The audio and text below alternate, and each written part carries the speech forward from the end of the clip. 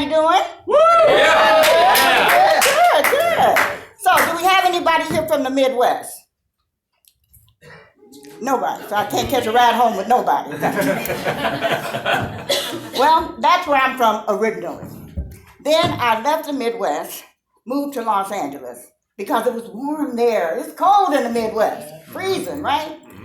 So I go to LA and I'm soaking up the sun, I'm soaking up the beach and everything. And a policeman comes by me, he's on a bicycle, and he gives me a ticket, a jaywalking ticket. I didn't take it seriously. I threw the thing in the ocean. Moving violation. Turned into a warrant.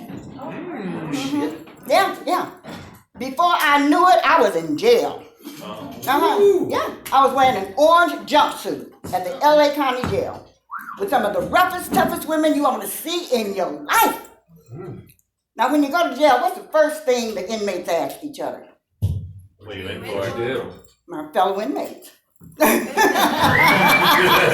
know too much.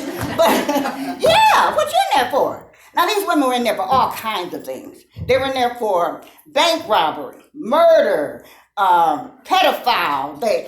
You name it, they did it, right? So when this big burly woman come up to me, what you in here for? You know, I wasn't gonna tell her. I said, ah! I put on my meanest orange in the new black face. I said, you don't want to know. And then I ran, you know. I scared myself.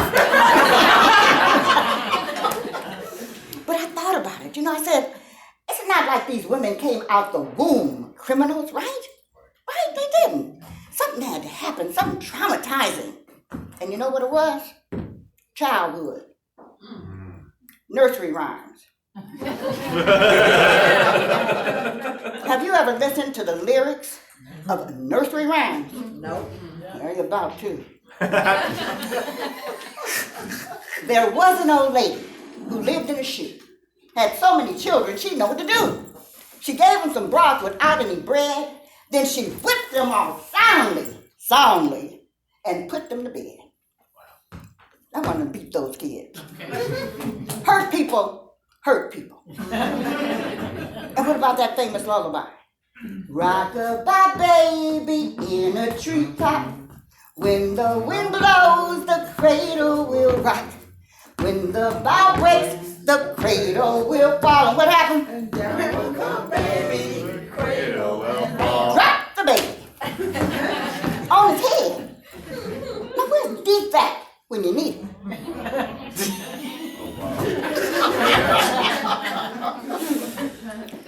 And the big bad wolf, he wasn't nothing but a pedophile. He couldn't wait to eat Little Red Riding Hood. And what about this? She'll be coming around the mountain when she comes. She'll be coming around the mountain when she comes. She'll be riding 6 white horses when she comes. This is an orgy, people.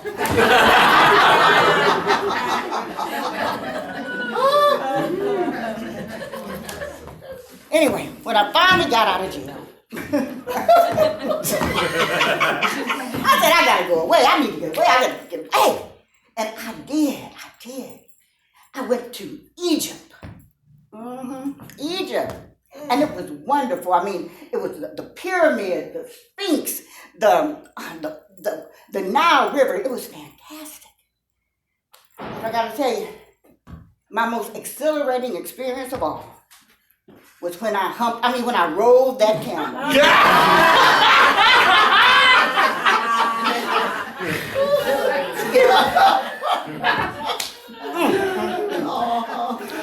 That felt so good. It felt so good. And when I got off that camel, I had to smoke a cigarette. And I don't even smoke. But I know now why we have Camel cigarettes.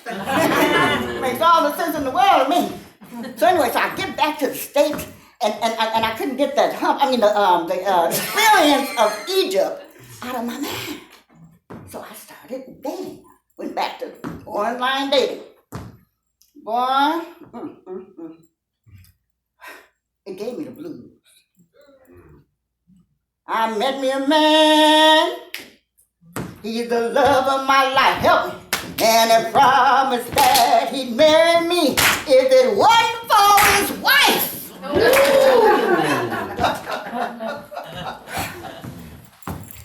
His profile said he was single. He said he was single. He said he lost his wife in 2020. She found him.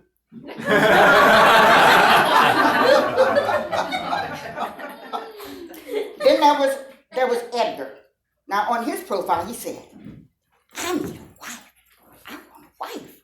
Well, I said, okay, I've never been married before. I figured that by now I've been married and divorced, I don't know, 3 or 4 times, had 5 or 6 kids with 7 or 8 men. Something normal.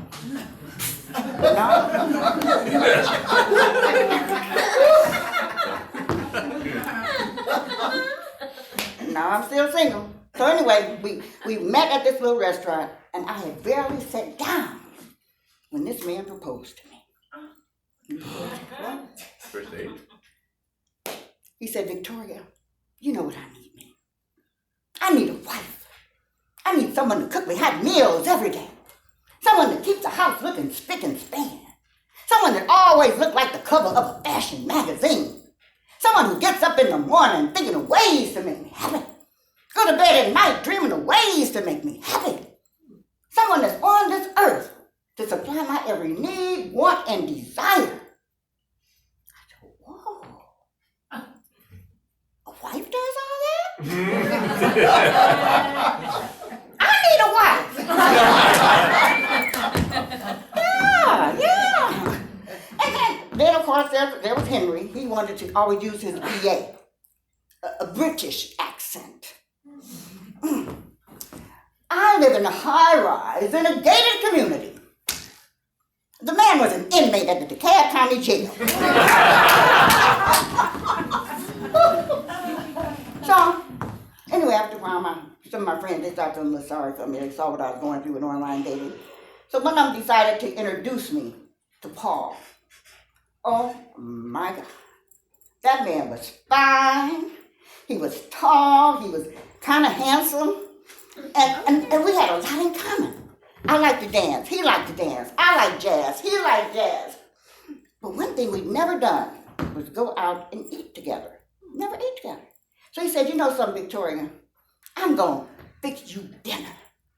I said, really? Okay. He said, now, I don't know exactly what's going to be on the menu, but I will have greens. Now, I'm thinking he's talking turnip, mustard, that kind of thing.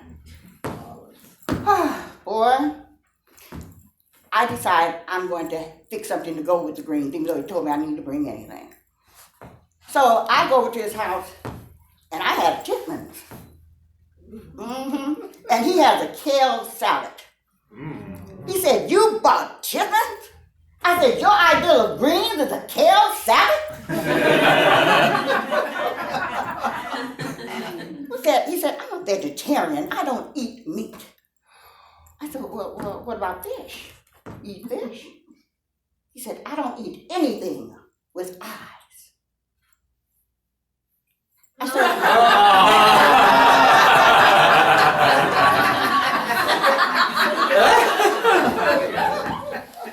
I said, I have eyes. I said, can we compromise? Now, when it came to sex, his idea of compromising was instead of 69, he wanted to do the 68. You do me and I'll owe you one.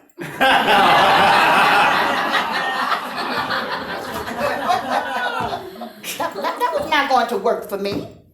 But anyway, long story short, that's not really what split us up. He was always saying he was a man's man. He was. So I'm kind of done now. It's kind of depressing, this whole dating thing, but what I did do is it was so depressing, I ended up writing a song about it. You want to hear it? Yeah! Here it goes. Men, they talk that talk. Loud and bold, they tell the greatest stories ever told. They baby, I love you. I'll give you the shirt off my back. Man, I bought you that shirt when you was still smoking crack. They talk that talk, loud and bold, men tell the greatest stories ever told. Baby, I love you. You're the love of my life. You said the same thing last night to your boyfriend and your wife. They tell that talk, loud and bold, men tell the greatest stories ever told. Baby, I love you. You're the apple of my eye. Man, your mama told me he ain't nothing but a lie. Yeah, they talk that talk, loud and bold, men tell the greatest stories ever told. Yeah, they talk that talk, but they don't walk that walk. So, this is what I have decided to do. I'm done with men right now, forever and forever. Oh, shoot, please. Now, if I could just forget about that hump. But